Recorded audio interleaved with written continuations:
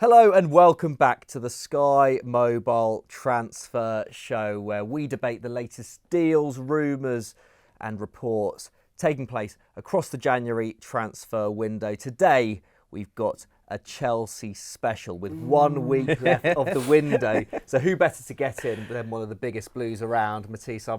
Welcome back to the show. Absolute pleasure. I love this time of year. It's my favourite time. The most deals get done, so this is what Chelsea we're about. Are at the most successful, isn't it? Yes. Transfer window. It's true. Flashbacks to 2023, was it, with the Enzo Fernandez deal? Yes, yeah. And the rest. Mudryk, was it that January as well? Yep. What a time to be alive. Joe Thomlinson, Hey, mate. back in the hot seat again. Yeah, I've somehow you wormed doing? my way back onto the show. Apologies if you're watching at home. All good. Pleasure to have you back. Yes, as we've already said, Chelsea are under the microscope today with 1 week left of the window. Stick around as well for our switch of the week at the end of the show. But let's get straight into it. Mathys, Chelsea enduring a pretty difficult run of form at the moment. One win in 7 in the Premier League. Obviously, that fairly damning 3-1 loss to Man City on the weekend as well. Yep. Given all that, first of all, how were you feeling coming into the transfer window and how are you feeling now? Well, it's about 27-ish days in and there's not really been any business done. Cassidy was meant to move to City A potentially on a permanent. That's not fully gone through.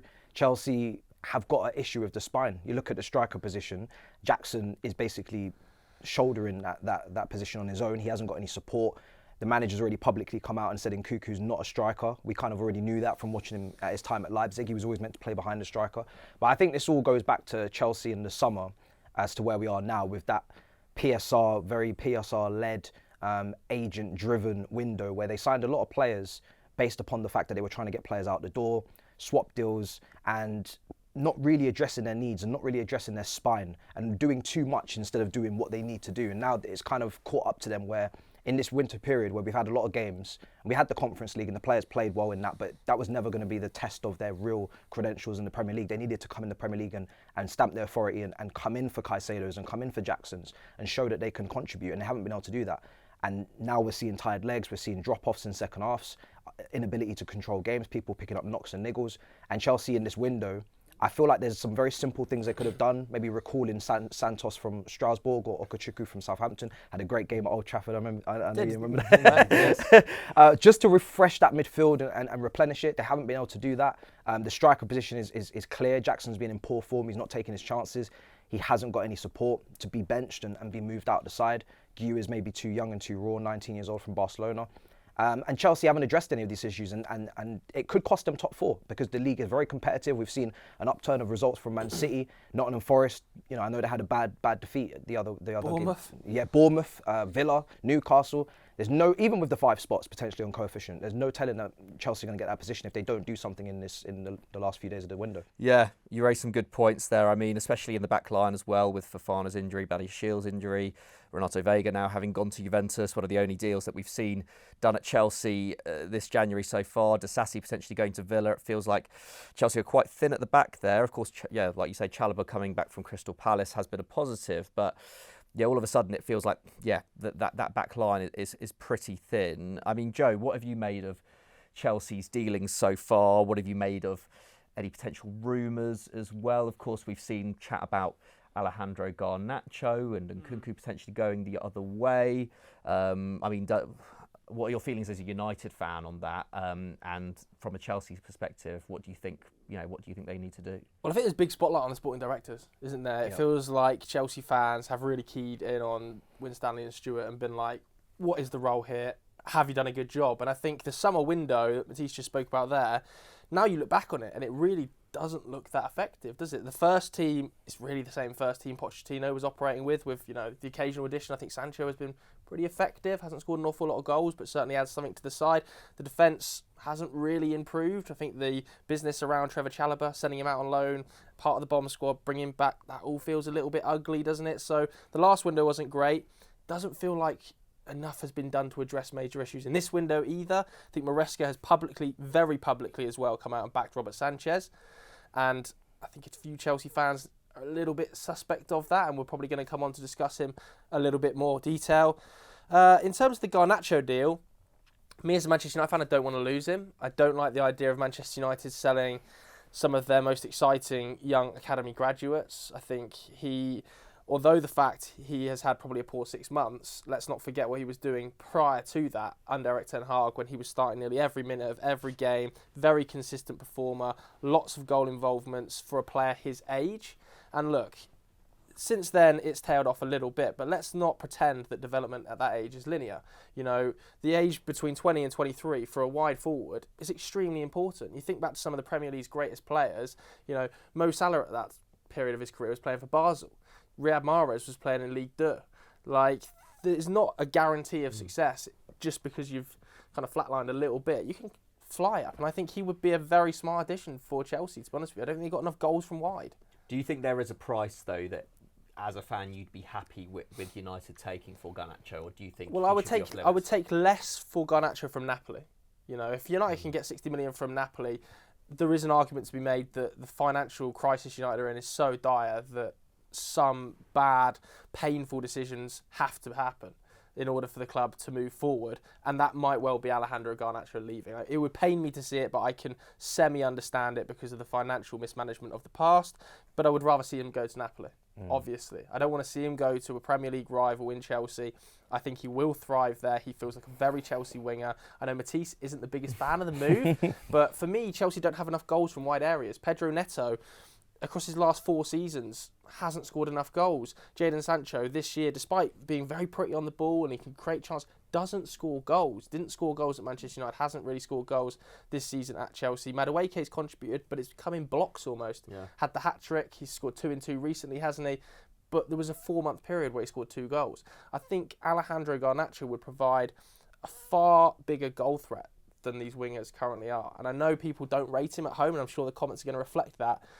But it's proven out in his shot numbers and his XG numbers. They are higher, better than these wingers, despite the fact he's just 20 years old. Yeah, I mean, was it something like 3.6 shots per 90 last year for Man United? Garnacho in a really poor season for their attack otherwise. I mean, yeah, Mathys, Joe touched upon it there. You're not feeling this potential Garnacho move so much. No, I just don't think Chelsea need another young raw winger. I think he's still got a lot of polishing up to do in his game, a lot of improvement to do, a lot of coaching. And I think Chelsea in a period right now where they've got a lot of young players. You talk about Esteval, talk about young wingers. Esteval coming in from Palmeiras in the summer. That's another young winger to add to the kind of pot. Mudryk, we still haven't got an update on his situation and whether he'll be at the club or what will happen there. Chelsea need, for me, another striker. If Chelsea are going to allocate that amount of money and that amount of resources, it's got to be on a player that can help Jackson, because he isn't firing. And I think players like Neto and Sancho, you'll get more from them. And Chelsea have to look at how they can get more from these guys. They spent a lot of money on Neto, and the Sancho deal is as good as done. It's basically an obligation. They have to look at them as creative wingers who are good at crosses and good at key passes or cutbacks, and they have to start thinking, who can we put in that box to maximise their assists and get the goals going back from the forward line. So would you'd have a starting striker over Jackson? I think Jackson's at a period where... politically, I wouldn't want someone to come in and just completely dismiss him. I think he's still got potential, but I do think somebody that's competitive and can push him. I think Jackson's even capable of playing in the front too. I kind of miss that era of the Premier League. You look at Aguero and Tevez, you look at Rooney and Van Persie and Anelka and Drogba. I think Chelsea, with a striker like Jackson, maybe he's not the end, the final person that you want to finish, but he definitely has good hold-up play, good dribbling, ball-carrying, chance creation. If you give him someone more lethal, I think there's another avenue there to get goals into the team. But I just feel like Chelsea right now, Garnacho isn't the way they should be going. And I don't think he's a clinical winger. I don't see him as I know he scored goals, but I don't see him as like a goal-scoring winger just yet. I think his ball striking ability could still be improved. His 1v1, you do still see him missing chances, his decision making, and I think Chelsea's system is really different to United as well. Maybe trying to move him on because chances, we don't. but our wingers are really wide, and we allow Cucurella to box crash, and we let Palmer in the middle, and we've even inverted Gusto into half spaces. The wingers don't necessarily get as many shots on goal because they're so high and wide, and I don't know, that maybe is instruction. We don't overlap fullbacks and whatnot all the time. Interesting. So would you say, is there anyone you do have in mind in terms of, because we have heard reports that Chelsea are more focused in this final week on attacking reinforcements, despite the defensive players who have left or potentially leaving. Is there anyone you have in mind as a Chelsea fan? There's a deal materialising at the moment between Chelsea and Aston Villa, potentially for Disasi. And also João Felix's name's come up because Emery's a massive fan and Villa were interested in him previously. And then Ornstein put out a report about Duran and Watkins, and obviously they've just signed Malin from Dortmund, and maybe there's a bit of an unsettlement that they can't really share the minutes between two really good forwards. Step in Chelsea. Duran, we were interested in the summer. That price point is definitely, increased massively, trebled after goals against Bayern Munich and in the Premier League.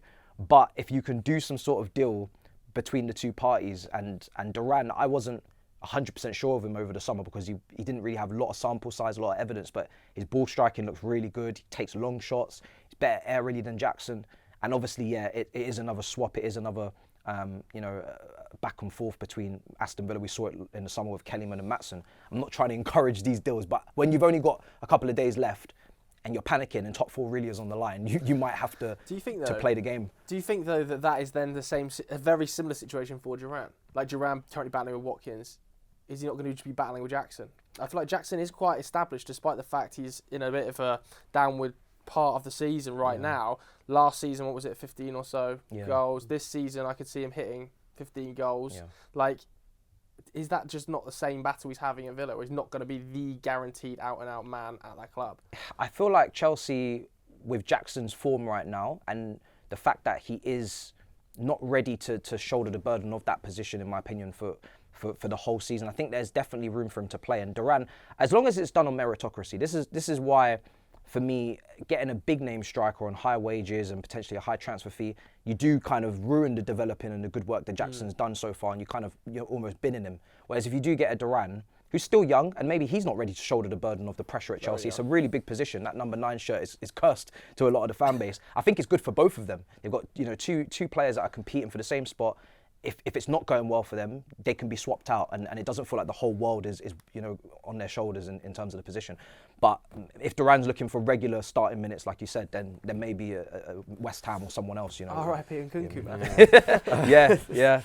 I mean, I guess we can get on to Nkunku, Mathys. Is that a move away that you would welcome as well? Obviously talk of a potential loan to Man United, or Chelsea, last week was seemingly holding out for a £70 million fee, which, given his injury record, seems unlikely. Yeah.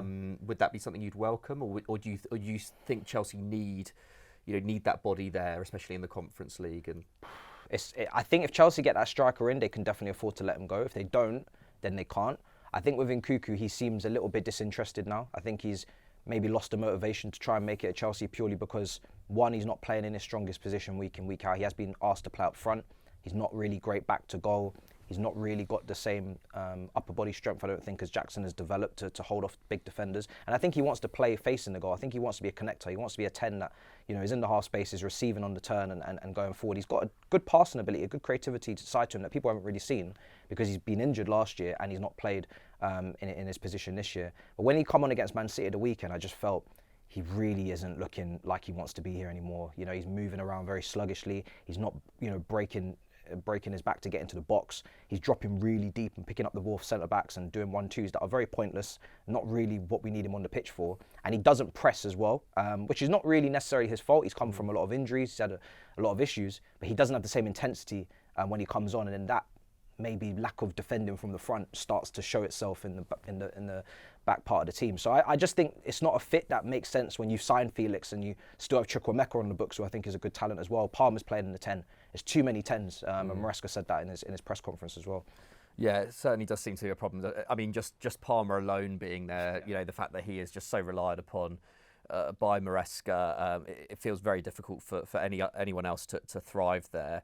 I guess Mathys Tel, is that a name that potentially could come back up again? We heard a lot of talk about that earlier. If there was something with Bayern, if Bayern came back in for Nkunku, would that be a name, or are you more set on getting someone who's a bit more established in the Premier League like Duran and spending that money? I like Tel, but I think we always hear about players when they sign for a club. They always say, I spoke to my international teammate and he told me, well, what's Nkunku got to say to Tel? He's a player that isn't getting many minutes at Bayern. I think he's a great talent. He obviously broke onto the scene very young. I think people are still juggling with the fact, is he a striker or is he a left winger? Which is maybe the same issue we have at times in our own team with some of our players. Nkunku. Yeah, but And I don't think it's wise for Tel to come to Chelsea necessarily and not be starting week in, week out if he's not playing at Bayern Munich. You look at Sancho, I spoke about Esteval, that will probably force Neto to maybe move to the left next season if they're going to keep him. You still have Felix on the books, you still have Mudryk on the books. It's a lot of players, and I don't think Chelsea have done enough outgoings to go and necessarily bring in another young forward that they can't guarantee minutes, and then therefore he can't build up momentum. And the last point I'll make is that the World Cup's coming up soon. And I think a lot of these players, especially for France, where there's a lot of competition for places, a really, really high quality squad, they're going to be looking at their careers and thinking, I need to play football regularly. And I need to have a team that's built in my style and in my image. And I don't want to go to a club where there's a high turnover of players. Chelsea have signed 7-8 players in the summer. They're looking reportedly to move on quite a lot of those players this window, although unsuccessfully. That's not a great environment for a young player who's trying to develop and improve. If you're the outlier like a Palmer, fantastic, but most of the players aren't, and they need, stable circumstances. Yeah, interesting. And interesting you raise, the point about Joao Felix still being on the books as well. We'll see what happens with his situation with Villa, potentially interested in him as well, and whether there's going to be a make weight there with Duran. Joe, we've spoken a lot about the attack, but of course that's not Chelsea's only area of need here. Yeah. Are you surprised that there hasn't been more talk about a defender, about a goalkeeper this January? I think a centre-back and a goalkeeper, for sure. Obviously, think to a level that situation at centre-back has been semi-resolved because of the Trevor Chalobah return, which I think has just been handled so poorly in the first place, but at least they've come to some sort of resolution now, and he does look pretty effective. But I still think they lack a little bit of depth there, especially with Renato Veiga going out, especially with Disasi going out, Badiashiel's injury record, obviously Fofana's injury record. For me, Tosin hasn't quite had the impact I thought he was going to have. I was really impressed with him at Fulham. Thought he was an established Premier League operator, very big physically, strong on the ball. But I don't think Maresca particularly likes the way he plays. We've seen links to the exit door with him as well, haven't we? Brighton potentially interested. So certainly at centre-back, I think there's room for an opportunity there. I would also say that despite the fact I love Levi Colwill, and I think he's been an excellent defender for Chelsea, I maybe haven't seen the rise I was expecting this season from Levi Colwill to become one of the best centre-backs in the league amongst his age group. I think he's been good, but haven't seen those steps forward. So I would like to see somebody who could come in and put a little bit more pressure on that back line and be a little bit more experienced maybe. It's a very young defence. A lot of the Chelsea signings are 21 and under. We know that is how Winstanley and Stewart want to operate. But I would like to see like a 27, 28-year-old come in and be like, I'm the man here. I'm one of the best centre-backs in this position in Europe. I can help you out, Levi. Because we're asking, or Chelsea are asking, 20-year-olds like Levi Colwill, 21-year-olds to be the man. Yeah. You need to be a leader of this backline. And it's not easy. This is an extremely competitive division. A couple of errors really knock your confidence. You see Colwill against Haaland at the weekend. That is a monumental battle, and he's got very little support. You're asking Trevor Chalobah, who's been out on loan, semi-disrespected, to come in and support him. I think it's a difficult job. I think Chelsea need an experienced centre-back. Yeah, definitely. I mean, it certainly told, especially with the addition of Omar Marmoush and that Man City forward line. Dealing with both of them was really, really difficult for the pair of them. Is there anyone you have in mind then as either a centre-back reinforcement or even an upgrade on Robert Sanchez in goal? Is there anyone you've been I think we should let's focus on centre-backs to start with, because I think goalkeeper we have to talk about. I know Mathys has got strong feelings on Robert Sanchez. To say. I think the market is pretty limited, particularly in the January window for a centre-back. I think it's going to cost an absolute arm and a leg to try and get a centre-back through the door in this January window. So I would potentially be thinking maybe long term. We've seen reports linking the club with Dean Howson, haven't we, who is having an outrageous season at Bournemouth, one of the worst sales I've seen ever by Juventus in the summer at 15 million euros. But again, he fits into that young profile, doesn't he? Yeah. And he would no doubt be an amazing pickup for the club. But I wonder if a player like, I really think is one of the most underrated centre-backs in the league, Jean-Paul Van Heck at Brighton. He is so consistent. He's verging on 25 years old, very rarely puts a foot wrong, amazing on the ball. Ability has developed massively since Roberto De Zerbi took over. His progressive pass numbers, I think he's in the top 5% of progressive passing centre-backs in Europe. Never gives the ball away, very rarely injured. Brighton fans absolutely love him and will hate me for suggesting him. But I don't think Chelsea should be totally adverse to picking up a player like that that maybe flies under the radar a little bit in terms of superstars in that European circles, but is just a incredibly consistent ball-playing centre-back for a club that are pushing for Europe. And I think they tried it with Tosin. It was the right way to go. Yeah. But just because he hasn't necessarily worked, I wouldn't just abandon that idea of signing a 24, 25-year-old player that's full of proven Premier League quality. I really like him. And again, it's not the most fashionable, glamorous name, but I think he is one of the most underrated centre-backs in the league. Yeah, certainly an exciting shout. Would you be up for that, Mathys? It's just the history of Brighton, isn't it? I know, you don't like Brighton, do you? Well, really with Brighton, it's the case of how many more players will we go to get off them, especially when you take their head scout. The idea behind that was to kind of infiltrate the Brighton model and get the players almost before they get to Brighton in the first place. And obviously, we've had some good deals with Caicedo, who's been fantastic this season. Cucurella's really shown to be a really good player for us now. He's one of our best players this season. But then you have Sanchez, which we'll get onto in a minute, and that has gone very poorly. Yeah, I mean, let's get on to Sanchez. I do feel for the guy. He's had a rough season, and it's always difficult being a goalkeeper, isn't it? I feel like goalkeepers, take the longest to get out of poor form, just because the spotlight is so much on them, especially at a club like Chelsea. We saw that with Kepa a few years ago, didn't we? But I think it's only Muric at Ipswich who's made more errors leading to goals this season in the Premier League. Is there someone that you would have in mind if Chelsea were to upgrade? I mean, do you have faith? It doesn't feel like Chelsea are going to upgrade necessarily in January, but if in the situation they were, is there someone you have in mind? It's difficult because the manager continues to come out and says that this is my number one, to the point where he's even saying that other players make mistakes as well, and to kind of put a light on them and take it off of Sanchez, which I find a bit strange. Sanchez, for me, has always been a keeper, even when I watched him at Brighton, and this goes all the way back to Forest Green as well. The clips are circulating. He always has errors in him. He always makes a big blunder. I think he's one of the best in the league in terms of save percentage this season. He's made some big saves for Chelsea and some brilliant performance. Bournemouth away, kept them in games. But you can't, in my opinion, move forward to the top level of football with a goalkeeper that your centre-backs are looking behind them and they know he's going to make an error, and it's going to probably cost you a goal, whether it's a pass out the back that leads to an opposition player coming out against Haaland, which, listen, we didn't defend the channels brilliantly, but it's obviously, Haaland's very physically overpowering. But the position that he was in, he was never going to score directly from that moment unless the goalkeeper came out. He would have had to lay it off for someone else and the attack would continue. I think Chelsea, they haven't really given Jorgensen enough of an opportunity. They signed him in the summer. Why though? Why have they not played it? It almost feels almost like politics. It feels like the player's been brought in under the director of Winstanley, who's former Brighton. Ben Roberts, the former Brighton goalkeeper, I think is the head of global goalkeeping at Chelsea now. And they almost really need this to work out. And it just isn't working. He's making far too many errors, and Jorgensen has only been given an opportunity really against the Southampton or in the Conference League. They've signed a lot of other goalkeepers. Stellina out on loan, Mike Pender's out on loan, Petrovic is out on loan at Strasbourg. So it's really difficult for me to sit here and say that we have to go into the market again and sign another goalkeeper when we have about 6 on the books, and they're all quite young outside of Sanchez. Hopefully we have to kind of hope and pray that one of those guys, if the scouting is good, they have to become something, We have to kind of go back to the Courtois deal when we signed him from Genk and we loaned him out to Atletico Madrid. He become one of the world's best, won Chelsea a Premier League title. That's kind of the level that Chelsea need to be hoping that one of these young goalkeepers have in them, because the market for goalkeepers is really difficult right now. I like Bulka in Nice, former Chelsea Academy goalkeeper actually as well. He's really, really massive frame, collects his crosses, good out the back. So I think he'd be quite an underrated buy. But I just don't see Chelsea going into the market for a keeper.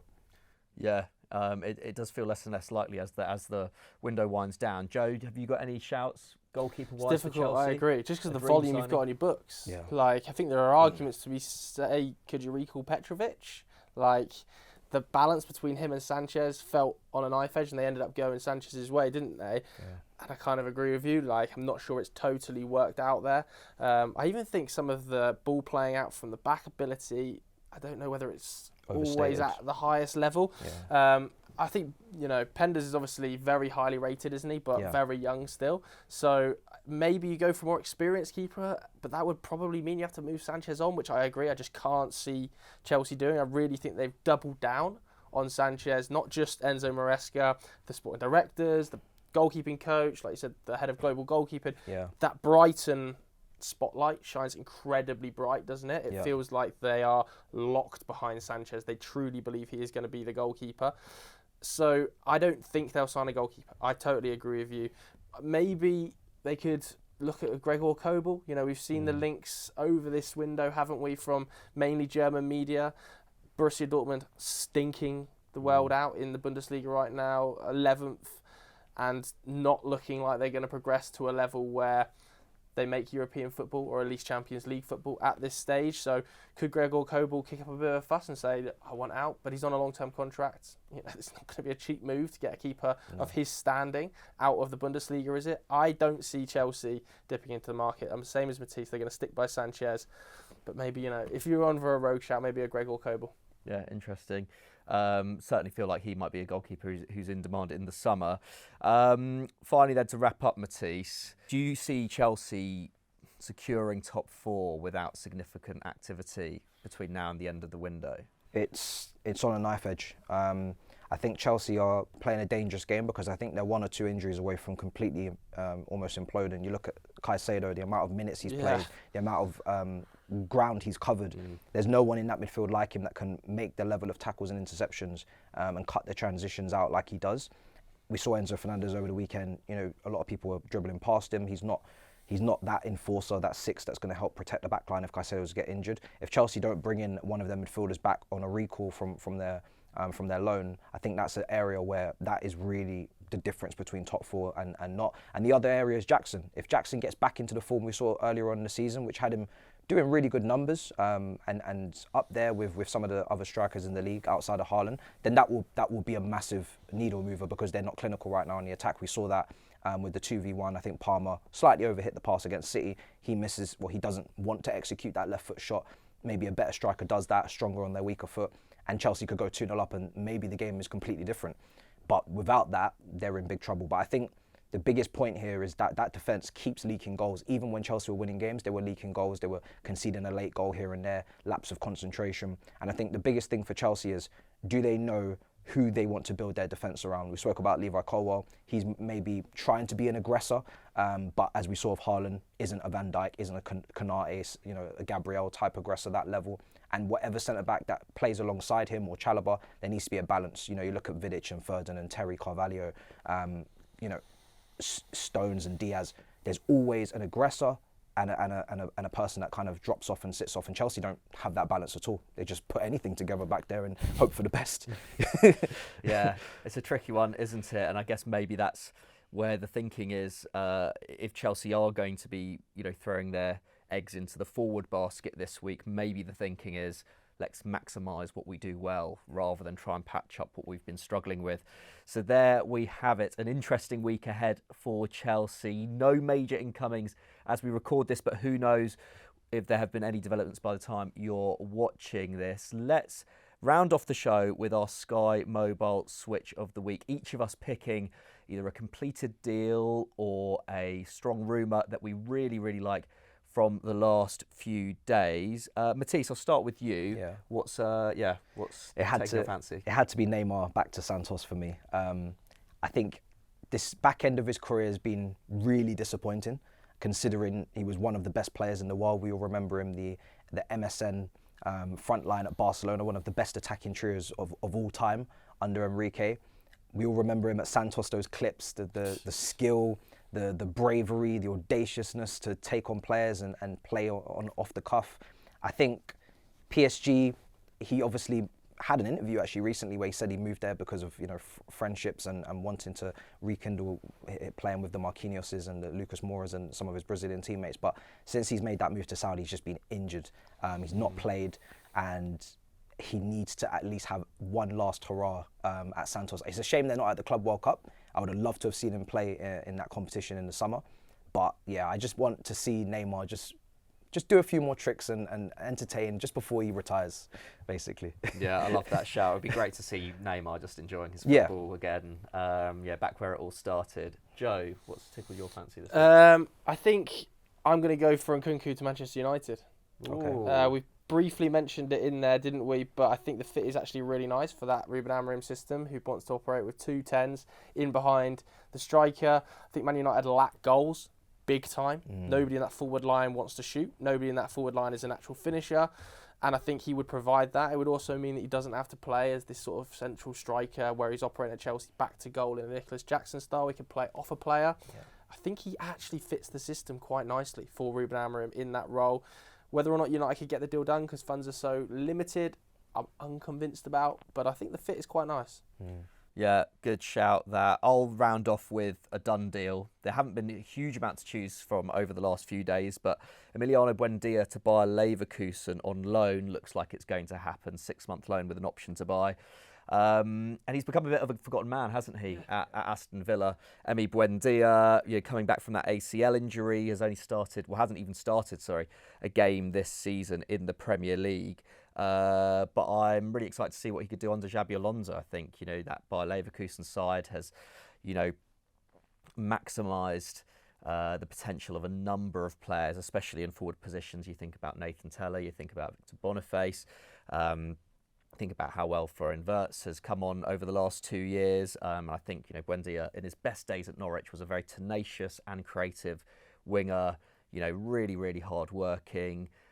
Don't think he'll be a starter at Leverkusen, but I think he'll be a very good depth option for them as they chase down Bayern Munich. But that's all we've got time for this week on the Sky Mobile Transfer Show. Hope you enjoyed at home, and stay tuned because next Monday, of course, deadline day, we're going to be doing a very special live stream, so stay tuned for that. Thanks, Mathys, for joining us once again. Thanks, Joe, for coming back. No worries. And we will see you next week. Remember that with all the transfers going on between clubs this January, it's never been easier to transfer your network to Sky Mobile. All you need to do is text PACK to 65075 and Sky Mobile will do the rest. Sky Mobile sponsors the transfer window on Sky Sports News.